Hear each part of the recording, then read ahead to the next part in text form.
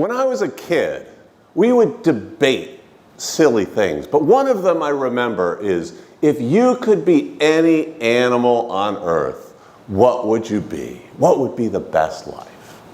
And after this past month and my trip to Alaska, I now, at age 55, have my final answer. I would be Orca, a killer whale, as it's known in many places. Now, why would life be so cool as an orca? Well, nobody messes with orca. They are, in science, what is known as the apex predator. There is nothing on Earth that views it as prey. There is nothing on Earth that they are afraid of.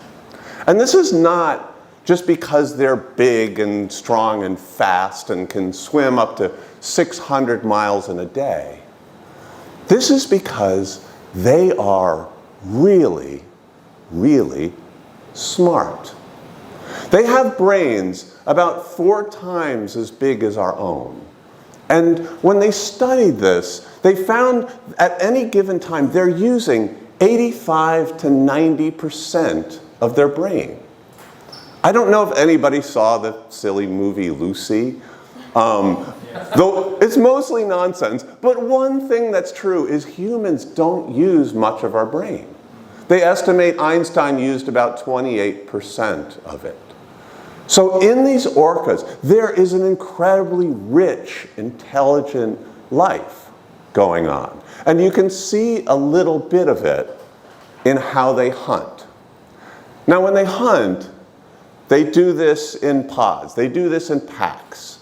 When they're born into a family, they stay with that family for life. They take care of each other. They watch over the kids. The grandma is the one in charge, telling them what to do. And when they hunt, they do that in this coordinated way. See, orcas have a language, a fairly complicated language with some slang, and it's even a global language. So an orca swimming in from Japan can talk to a killer whale that's from South America, and they can understand each other. And so when they go on a hunt, when they speak in the water, sound travels about 5 times faster in water than air. They can hear each other from miles away. And they'll have this amazing problem solving as they hunt. The guy I saw give a talk, he observed one, and they had a group of them, and they spread out, and they gather seals, a group of seals, and chase them towards this piece of ice. And the seals can climb up on the ice, and they can't get there, can't get me here. And what he saw the killer whales do, 2 of them swam up very fast, very fast, very fast, and then they jumped up on the edge of the ice. Now a killer whale, they weigh up to 14,000 pounds. And so what they did when they jump on the edge with their bellies there, the ice tips up. And so there's their mouths. And all the seals start slowly sliding down towards their open mouths. And when they're almost reaching those teeth, they very quickly scoot it off. Sounds weird, but what the ice then does is went, and all the seals here went boop into the other side of the ice where the rest of the pod was waiting, and had a wonderful sushi lunch. Amazing kind of things. They even learned how to trick people into giving them meals. They would see fishing boats with big nets behind the boats, gathering tons of fish, pulling it towards the boat. And at first, the killer whale said, good, easy meal. And they'd bite big holes in the nets and have a great lunch. But the fishermen would get kind of mad, right? You'd get mad. And they'd shooting at them with rifles. And so in the future, what they learned to do is they'd come to that big net, pulling in the fish, and they'd bite a tiny little hole, big enough for 1 fish at a time. And they'd swim right behind it. 1 fish, 2 fish. And the fishermen wouldn't mind. They wouldn't notice the holes in the nets. And they wouldn't threaten them. So they have this amazing problem solving. Thankfully, they don't look at you or I as food. There's never been a fatal killer whale attack on a human being anywhere in the wild. But we humans, we like to sometimes make trouble. And so in the past decades, we used to catch killer whales and put them in places like SeaWorld and teach them to jump through hoops.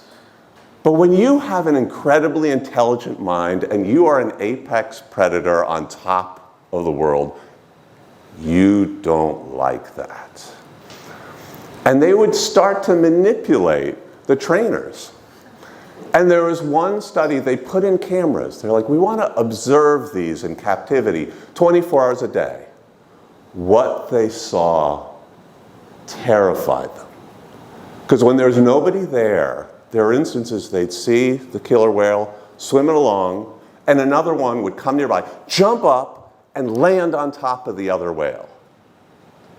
They don't do that in nature, ever. And they figured out what's going on. What do those trainers like to do? They get on top and they make them ride around like a horse. They were practicing. 17 killer whale trainers were killed by the orcas.